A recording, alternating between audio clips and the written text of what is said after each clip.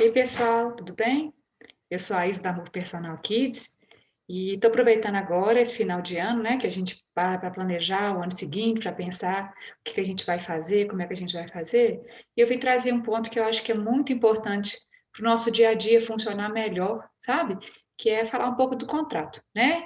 Eu acho que é uma parte que é delicada, mas é uma parte importante e as pessoas, né, passam a ter uma confiança uma na outra. As pessoas passam a saber se não, ela passou um contrato a mim, ela assinou, então eu sei o que eu posso esperar e eu sei o que ela pode esperar de mim, né? Então a gente vai falar sobre a importância de um bom contrato, né? Na verdade, vai explanar um pouquinho sobre o contrato, o que tem, né? O que deve ter, o que deve conter um contrato, e para você pensar, tá? Na sua realidade. Então, a primeira coisa que a gente vai falar é que o primeiro contato que a gente tem com a família geralmente é por telefone, né? Ou a pessoa, você está dando aula, a pessoa chega e a gente tem que estabelecer desde então uma relação de confiança com essa família, né? Essa relação de confiança ela vai amadurecendo, ela vai sendo construída mais e mais durante o período que você vai trabalhando com ela. Mas nesse primeiro momento a pessoa tem que confiar de você de alguma maneira, se ela não te conhece, né? Ela não conhece quem você é, ela não conhece o seu a sua índole, né? Desculpa, idoneidade. Então eu queria falar assim que esse contrato traz um pouco essa junção da família com você, sabe? Fala assim, ó, essa pessoa, uma pessoa séria, trabalha com contrato, ela sabe o que ela vai precisar durante o ano, eu também sei o que ela vai precisar durante o ano, o que eu vou precisar fazer durante o ano, tá? E aí, falando assim, eu sempre gosto de falar com a família, eu acho que o contrato tem que ser bom para a família, né? E tem que ser bom para o personal kids também. Todo mundo tem que ganhar com esse contrato. A gente vai abrir mão um pouquinho em algumas partes, a família vai abrir mão em outras partes, mas tem que ser um contrato que a pessoa perceba que foi feito para que essa união, né? Para que essa, é, esse trabalho, essa confiança venha acontecer durante o período e que foi pensado para as duas partes, tá?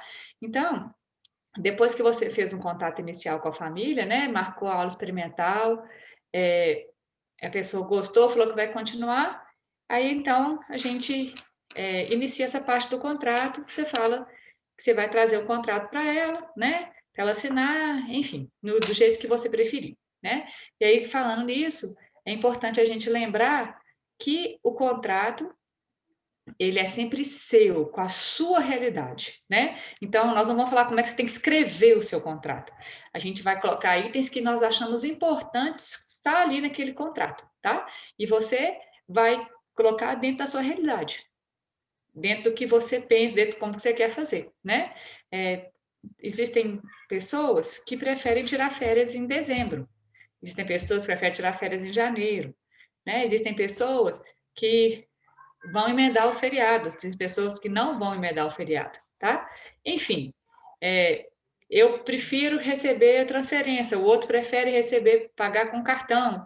Então, dentro do que você, da maneira que você quiser trabalhar, que você acha que cabe em você, né?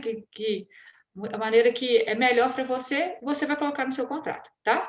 Então, nós vamos colocar alguns pontos que achamos importantes conter no contrato, né? Para a gente não esquecer de nada. Não quer dizer que tem que ser só isso, pode ser coisa a mais, já pode tirar alguma coisa que está aqui, mas são alguns pontos que nós pensamos ser importantes, tá? Então, o primeiro ponto que a gente vai citar é a identificação desse contrato, né? Quais são as pessoas que estão envolvidas nesse contrato? Quais são as duas partes que estão envolvidas? Quem está contratando, quem está sendo contratado, né? Então, você vai se identificar ou seu PF ou CNPJ, né? Se tiver um MEI ou alguma coisa nesse sentido, colocar qual que é o seu CREF, né? Para mostrar que você é bacharel em educação física. Então, você se identifica, tá? Coloca a sua identificação lá. Identificação da outra parte envolvida, né? Quem está te contratando, a pessoa responsável pelo contrato, né? A pessoa que está te contratando para prestar serviço de personal kids, né? Enfim, prestar serviço de atividade física para criança. Colocar também algum dado dela, CPF, RG, para a gente saber qual é a pessoa que está contratando, né, o serviço. É identificar também o aluno e as características da aula que você vai dar para ele, né? Como é que vai ser seu trabalho desenvolvido? Qual vai ser a modalidade? Vai ser natação? Vai ser futsal? Vai ser uma iniciação esportiva? Que tipo de contrato que você vai fazer? Quantas vezes por semana essa pessoa vai fazer aula com você? Uma vez, duas vezes, três vezes, cinco vezes, né? Bom, qual que é o dia e horário da aula que você vai dar para ele, né? E é lógico que algumas coisas, a identificação não vai mudar, né? Mas pode mudar o trabalho. Ele começa com natação, depois ele vai para iniciação, ele começa com futsal, depois ele quer iniciação, enfim. Então, você colocar o dia e horário também, você gosta de um horário, a pessoa que ele gostaria de horário, você não tem, mas aquele horário vagar você vai colocar ali, você já prometeu para ela, enfim.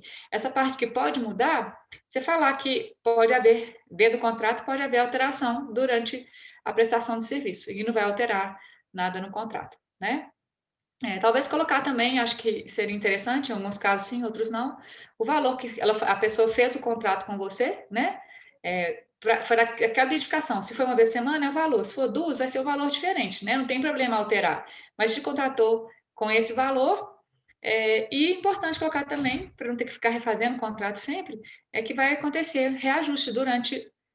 Aí você vai colocar o seu reajuste, né? Durante o ano, anualmente, qual que é a taxa que você vai usar para fazer reajuste, né? Vai ser inflação, enfim, você descrever, identificar como é que foi feito esse contrato, para a pessoa ficar, não, foi isso mesmo que eu contratei, né? E essa primeira parte, ela é bem pessoal mesmo, né?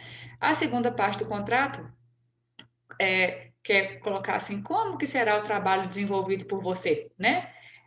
Aí, essa parte do contrato, a gente faz já bem mais fixo, né? Com poucas alterações. Então, faça de uma maneira que você não tem que ficar trocando muitas coisas, sabe? Troca mais uma parte só, para você não errar, porque a gente faz o contrato, né? No computador. E aí, toda vez que você vai um aluno novo, você vai trocar. Então, faça de uma maneira que essa segunda parte seja uma coisa mais fixa, né? E aí, se a aula individual é diferente da aula em grupo, você já cita as duas ali, tá? Que lá na frente, na identificação, você já colocou que o contrato era individual, grupo, dupla, né? Então, só coloca quais são as características para cada um, se for diferente, tá?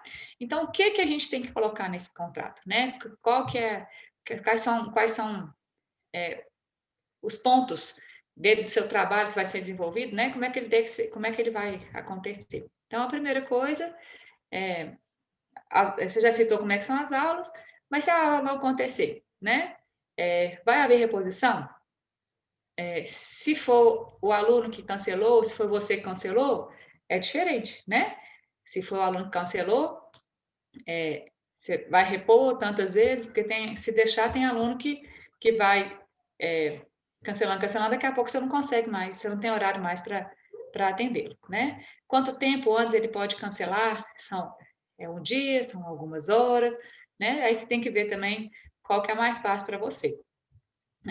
Então, houve cancelamento de aula pelo professor, aí você vai dar um desconto, né? Ou você não pôde comparecer, estava doente, ou teve algum imprevisto, não pôde comparecer, você vai marcar uma reposição, tá? Então, colocar essa parte de cancelamento e reposição de aula, né? O que a pessoa tem direito e o que você tem direito, né? Eu penso igual tem que ser bom para os dois lados, né? Se a família teve imprevisto, ela poder remarcar, mas também tem que ser bom para você, não pode ficar remarcando todas as aulas, porque senão você não consegue, né? Se todo mundo fizer isso, você não tem condições de atender todas as reposições dentro de um mês, né? E o período que pode ser cancelado ou atrasada a aula, reposta a aula, tá? Bom, falar também de atraso, né?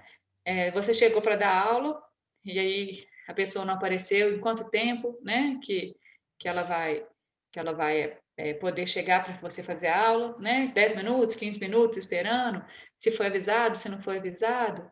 Então, são coisas para a gente pensar, tá? Uma parte que eu acho que é muito importante é essa parte de feriado, né? Que Vai emendar o feriado, não vai emendar o feriado? Como que você trabalha, né? Pessoalmente, eu não acho correto ficar emendando o feriado, né? A não ser que a pessoa pague por aula, né? Porque a mensalidade você pode cobrar por aula, ou aí você vai lá e faz o cálculo todo mês, ou você pode cobrar uma mensalidade mesmo, você faz uma média, né? A gente pode ter 7 até 10 aulas dentro do mês, né? 7 é bem raro, mas mais normalmente entre 8 e 10 aulas dentro do mês. A gente aqui calcula mensalidades com 9 aulas. Então, vai ter mês que tem 10 aulas, vai ter mês que vai ter 8 aulas, né? Então, a gente calcula com 9, que seria mais ou menos uma média. Então, a gente faz a mensalidade em cima de 9 aulas, tá? Bom, se você vai por aula e você quer emendar feriado, você não vai cobrar aquela aula, ok. Mas se você faz por mensalidade fechada, não acho correto, vamos dizer assim, você falar que vai emendar o feriado, a família vai pagar o valor total, né, dessas 9 aulas. Então, mas também, igual a gente vem falando sempre, é a sua realidade, né, que você combinou com as famílias. Se você um dia quiser dar uma viajada e emendar o feriado, você avisa com antecedência e marca um dia para repor essas aulas, né, que eu acho que é o mais correto. Mas, enfim, igual a gente vem falando, é a realidade de cada um. A gente fala muito sobre essa questão de férias, né? Férias, todo profissional tem direito a 30 dias de férias, inclusive o autônomo, né? E isso é importante demais a gente pensar. Bom, a gente já falou isso, mas assim, você tem que se programar para tirar o seu mês de férias. Então, escolha um mês que a família precise menos de você, né? Então, por exemplo, janeiro é um mês que a gente dá menos aula, porque as famílias acabam viajando, programando para Natal, Réveillon, tira 15 dias, tira um mês, então a gente acaba dando menos aulas, né? Nossas aulas ficam mais irregulares. Então, se você quiser tirar férias, né? Coloque lá no contrato que você vai tirar férias. Se programe financeiramente para tirar essas férias. Se você tem alguém que pode repor essas aulas, você ofereça essas aulas falando que outra pessoa vai dar porque esse é seu mês de férias, né? Então, se tiver escrito lá no contrato, não tem problema nenhum, né? Então, você tira férias, não vai receber e se programa para isso. Ou você vai tirar férias, vai colocar alguém para dar aula para você e você combina com essa pessoa, de tirar um pouco, né? Um pouco para você, um pouco para ela, enfim. Mas coloque lá essa questão de férias e o feriado, como é que vai ser, né? Feriado nacional, os feriados na cidade que você trabalha, ninguém trabalha, né? Inclusive você, a não ser que seja alguma coisa combinada entre as famílias, tá? Como é que faz em relação ao atestado médico, né? A criança, que nessa época em que a gente está vivendo hoje, né, da pandemia, a família está com Covid, né? O que você falar em relação ao atestado médico? Você vai dar o atestado, você vai cobrar, você não vai cobrar essas aulas, tá? Enfim, mas deixe lá. Se aparecer o atestado médico, qual que vai ser a relação sua com a família sobre a criança não participar das aulas, tá ok? Se é pouco, dá para repor, aí você vai cobrar valor integral, se é muito tempo, né? Igual 2 semanas, 3 semanas que as crianças estão ficando sem fazer aula por causa do Covid, já fica muito difícil, né? Então, você combina lá com a família, vai cobrar ou não vai cobrar, tá? Bom, agora, em relação a pessoa te contratou durante o período e agora ela não vai mais fazer aula com você, ela está pedindo cancelamento do contrato, tá? Então, igual a gente tem falado muito com vocês, essa relação do cancelamento cada um tem a sua realidade, tá? Mas o que a gente tem que pensar em relação ao cancelamento? Vai ter multa se a pessoa cancelar antes de completar um ano de serviço com você? Não vai ter multa? Se ela vai cancelar, você coloca um período para ela, não precisa ser de um ano inteiro, mas ela tem que, antes de fechar um mês, ela tem que me avisar com tantas semanas de antecedência para eu poder liberar essa aula para outras famílias que já estão na lista de espera, que é um horário que é bom, não é? Enfim, como que vai ser o cancelamento? Né? Se você também pode cancelar aquele horário, como é que você vai tratar? Vai tentar achar um outro horário? Então, a questão do cancelamento você pensar o que será melhor para você e para a família, né? Para você ficar seguro e para a família também ficar tranquila. Então, coloca lá no contrato uma cláusula lá sobre cancelamento. É a parte que todo mundo fica mais aflito, é formas e período que deve realizar o pagamento, né? Então, a pessoa, nós estamos no mês de dezembro, a pessoa vai pagar o mês de dezembro, ela paga no início de dezembro, ela paga no final de dezembro, ou ela paga em janeiro, né? Então, coloca lá, qual que é o período que ela está pagando. A gente trabalha, a pessoa paga o mês corrente, tá, gente? Aí você vai estabelecer lá o que é melhor. Eu costumo sempre perguntar para a família se, a gente pensa que você poderia pagar até o dia 10? Isso que é bom para você? Cabe dentro da sua a parte financeira da sua família, né? Você recebe antes do dia 10? Então, sempre pergunto. Então, essa é a regra dos contratos que a gente faz, tá? Ah, não, eu recebo só depois do dia 15. Então, faz uma anotação para você saber que a pessoa vai dia 15, né? Ela vai fazer o pagamento por volta do dia 15, tá? Então, coloca lá o período que ela vai pagar. Eu até coloco também, que acho que vale a pena, falar que a partir de tantos dias, a partir do dia 20, sei lá, alguma coisa nesse sentido, você vai mandar um bilhete ou uma mensagem perguntando se a pessoa realizou o pagamento ou não, se você vê que ela não recebeu, né? Então, é uma coisa que já é bom avisar, né? Que você vai fazer esse controle. E se a pessoa não pagar, o que vai acontecer com ela também? Aí também vai depender de você, né? A pessoa não pagou esse mês. O que vai acontecer no mês de... Se você cobrou uma vez, 2 vezes, ela não pagou, o que vai acontecer no mês seguinte, né? Então, tenta já colocar isso lá para você. Ficar mais tranquilo enquanto cobrar, que eu acho essa é uma parte muito delicada. Tem muitas pessoas que têm dificuldade de receber essa cobrança, né? Então, já deixa lá que a pessoa, quando ela leu, ela vai saber o que vai acontecer. Formas de pagamento, né? Aí que que eu falei um pouquinho no início. Como que vai pagar? Em dinheiro, né? Porque ninguém trabalha mais com cheque, mas é cheque, transferência. Hoje eu tenho o Pix, que é muito bom, né? Facilita muito, que ninguém paga transferência, então isso facilitou demais. Você vai ter maquininha de cartão, vai pagar em débito, pagar em crédito, né? Enfim, vai dar desconto em forma de pagamento, não vai dar desconto, se pagar à vista, se pagar antes do dia tal. Coloque tudo que você acha que é pertinente fazer. Aí, só uma observação que está de fora do contrato, seja bem minucioso nessa questão, se você tem muitos alunos, nessa questão de controlar esse pagamento, tá? Você tem 15 alunos, são 15 recebimentos que você vai ter. Então, bastante atenção nesse recebimento para ver quem pagou mesmo, quem não pagou. Se está na dúvida, consulta lá, a pessoa te mandou a transferência, né? O comprovante da transferência.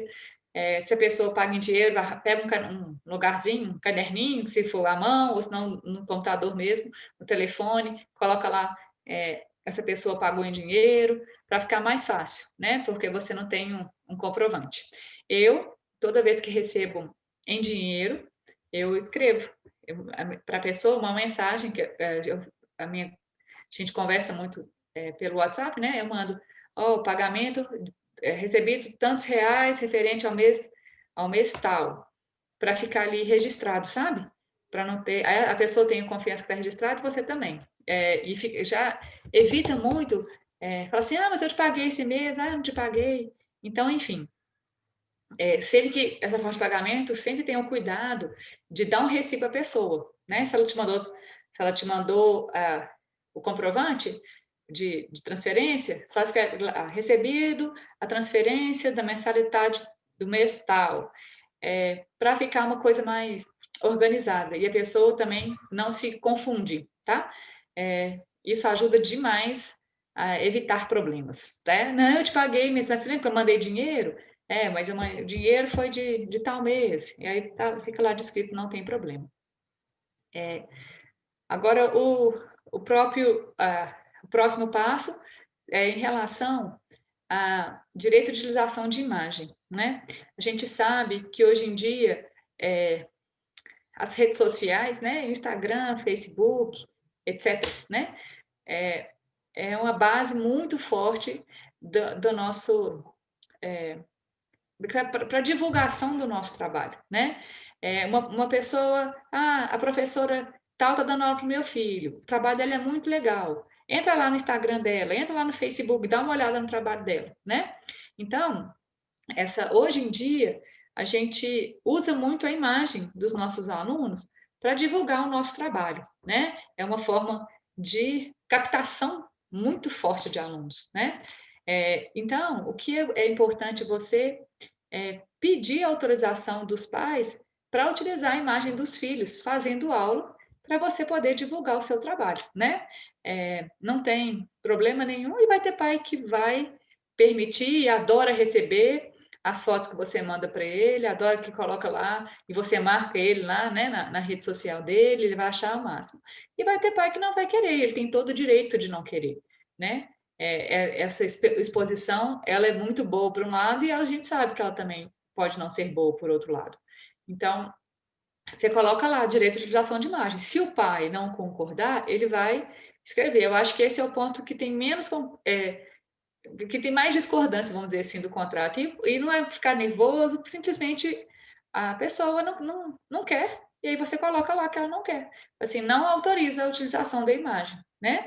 E aí, se ela quiser falar assim, eu não gostaria que colocasse na rede social, mas você pode mandar para mim, aí você pode tirar foto da criança e enviar para os pais através do WhatsApp, né?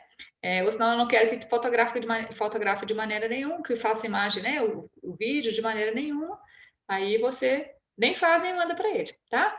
E aí conversa sempre com a família para ela saber qual que é para ela entender por que você precisa da imagem da criança, né? Então, essa eu acho uma parte muito importante, uma parte que a gente usa muito no nosso dia a dia para a divulgação do trabalho, tá? Bom, e o último ponto, assim, que a gente vai tocar aqui, né, é a Lei Geral de Proteção de Dados. Eu não sei em relação a você, né, mas a gente sempre pega os dados da família, a gente pega nome, para o contrato a gente precisa de RG, CPF, o nome completo, e-mail, endereço, enfim, a gente pega dados da criança, pega dados quando faz a avaliação, né? Da anamnese, a gente pega dados da família e pega dados dos pais, né? E desde agosto desse ano, esses dados agora têm um tratamento especial, né? Que antigamente não tinha nenhuma proteção. Então, as grandes empresas, principalmente, utilizavam nossos dados para vender alguma coisa, para fazer uma ligação, né? E a gente nem ficava sabendo. Então, a partir de agosto desse ano, de 2020, a gente sabe para que nossos dados vão ser utilizados. E aí, o serviço, você pode aceitar ou não essa contratação de serviço, né? Então, não sei se vocês já viram, mas se você vai entrar em algum site, ele fala assim, você está entrando e a gente vai usar seu dado para isso. Se você aceita, você fica. Se você não aceita, você sai. E pronto, né? Então, só que o que é bom é que agora a gente sabe para que está sendo utilizados os nossos dados, né? Então, é importante a gente falar que para que a gente vai utilizar os dados das pessoas, né? O telefone, vou usar o endereço, o que você vai usar? O e-mail, né? Para além de comunicação, né? Para além de comunicar alguma coisa, para que você vai usar os dados dela? E aí ela sabendo, ela está autorizando você a usar daquela maneira, né? E aí depois que a pessoa não é mais sua aluna, você vai descartar esses dados, ou seja, você não pode mais utilizá-los, né?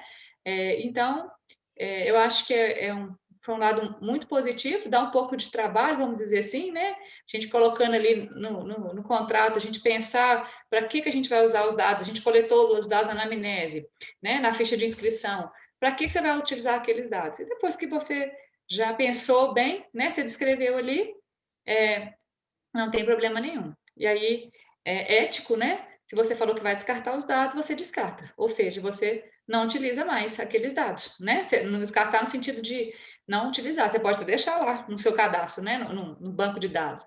Mas você não vai utilizar mais, né? E aí, esse é um ponto que é legal, né? E é ético para a gente colocar no nosso contrato. Depois que você redigir o seu contrato, né? Se você conhecer alguma pessoa que entende de contrato, entrega para ela, né? Se você tem dificuldade de redigir, aí um advogado, né? Pessoa que trabalha nessa área, são pessoas que têm mais facilidade para escrever contrato, né? Que tem, seja um pouco mais malicioso, e aí você escreve, e pede ajuda ao contrato profissional para ver se aquele contrato que você fez está ok, né? Se está contemplando tudo que a lei precisa. Ah, estava esquecendo, antes de terminar, né? Estava esquecendo uma coisa importante. Aí você coloca a data, né? E coloca o lugar para as duas pessoas assinarem, e a gente sempre entrega em duas vias, né? A pessoa tem a via dela e eu tenho a minha via. Eu, como professor, tenho a minha via. Então, a gente consegue fazer esses dois pontos, né? Que é a pessoa tem um contrato para consultar e eu também tenho um contrato para consultar quando necessário. E aí, fechou essa parte de contrato, né? Você entrega o pai, toda vez que você entregou o seu contrato, já foi redigido, né? Entregou para ele antes dele assinar, fala que para ele ler. Eu quando vou entregar, né? Eu, quando vou passar para a pessoa o contrato, falo, está falando sobre reposição, está falando sobre férias, sobre atestado. Eu cito rapidamente o que está falando ali, para o pai saber, já saber, né, o que ele vai encontrar. E aí, vou te falar que é uma parte ruim, a gente tem que cobrar dos pais, né, esse retorno, porque muitos levam para casa e não devolvem mais. Então, essa é uma parte chata, né? E a gente anotar, né? Entreguei contrato para tal pai, ele não devolveu, você cobrar dele essa devolução do contrato. E aí você fica mais tranquilo e deu um problema, né? Não vamos dizer assim, né? Que a gente está tendo agora nas férias, né? Nas férias, deu um problema nas férias, não, como estava lá no contrato, as nossas férias vão acontecer dessa maneira. O mês de janeiro paga desproporcional, vai sair de férias tal dia. Então, fica mais fácil essa comunicação, né? E aí você falou também já para a família todos os pontos que você acha importante cumprir, porque na hora que a gente está no telefone, a gente não consegue falar tudo e a pessoa não guarda tudo, né? Então fica ali registrado o contrato no seu contrato como que serão desenvolvido o trabalho de uma maneira geral. Se por acaso ficou faltando alguma coisa no contrato, né? Você vai falar assim, ó, obrigado por ter me avisado, faltou isso, né? Falar assim, que pessoa, que pai encrenca. Não, ele está no direito dele, né? Faltou isso, eu vou refazer o contrato e te mando de novo, né? Já aconteceu comigo, mais de uma vez. A gente refaz, melhora o nosso contrato e manda de novo, tá? Então, enfim, são é o direito seu e é o direito dos pais, o contrato tem que ser bom para os dois lados. E para esse tipo de incidente, não queimar, que a gente colocou aqui no começo, essa relação de confiança com a família. A gente tem que aumentar sempre a relação de confiança. Então, o contrato é a parte fundamental para essa parte que é um pouco mais pesada, assim, que é um pouco mais de direitos e deveres, já está ali resolvido. Então, a partir de agora, a gente vai focar nessa relação com a família, a gente ser parceiro da família, ajudar a desenvolver o trabalho com a criança e focar na criança, né? Que é o ponto do nosso trabalho. Então, a gente pensa assim, né? Vamos tirar as dificuldades para que o trabalho seja focado mais nas coisas boas, que é o que realmente faz diferença no nosso dia a dia, tá? Bom, eu espero ter ajudado um pouquinho mais, né, no dia a dia de vocês, no conhecimento de vocês, e a gente está à disposição, tá? Um beijo para todos, até mais. Tchau.